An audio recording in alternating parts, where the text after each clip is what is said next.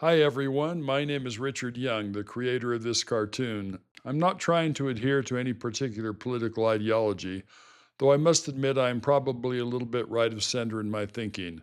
With artificial intelligence providing the artistic talent, I've been able to put my thoughts and ideas into these cartoons. If you find this interesting, I'd appreciate you subscribing to this channel, liking the video, and even sharing it with friends. This cartoon shows a bewildered man on the shoreline between two armies.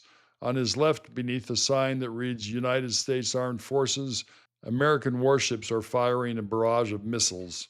And on his right, under the Iranian flag, launchers are firing back and a helicopter is exploding in midair. Rockets are streaking across the sky in both directions, and the poor fellow, standing in the middle of it all, scratching his head, simply says, I guess I don't understand the meaning of ceasefire. I created this because his confusion is completely, totally justified. Here's the situation. The United States and Iran agreed to a ceasefire on April 8th of this year, mediated by Pakistan.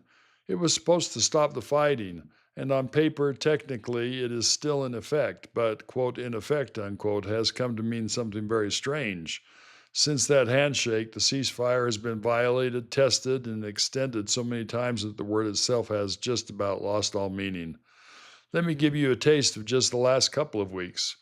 The United States launched strikes on Iranian coastal radar sites, and Tehran called that a clear violation. Iran was accused of firing warning shots near American destroyers in the Gulf of Oman, and Washington called that a gross violation. And then Israel and Iran traded their heaviest strikes in months, pushing the whole fragile arrangement to the brink. Just yesterday, Iran shot down the U.S. helicopter, and today the U.S. retaliated with missiles of its own. Through all of it, each side points at the other and says, they're the ones breaking the ceasefire, while the missiles keep right on flying. So you can see why the man in my cartoon is scratching his head. When the rockets never actually stop, what exactly are we ceasing? Now, a messy, imperfect, constantly violated ceasefire may still be far better than the alternative, which is full, unrestrained war. And the honest truth is that almost every ceasefire in history has been violated around the edges. That's practically the nature of the thing. Two exhausted, furious enemies don't flip from war to peace like a light switch. They stumble toward it, trading shots and accusations the whole way. And notice even now, both sides keep suspending their operations and coming back to the table. Neither one seems to actually want the all out war. That fragile, ugly, on again, off again truce might just be the thin thread holding back something far worse. But there's real danger in a word like ceasefire when it stops being true.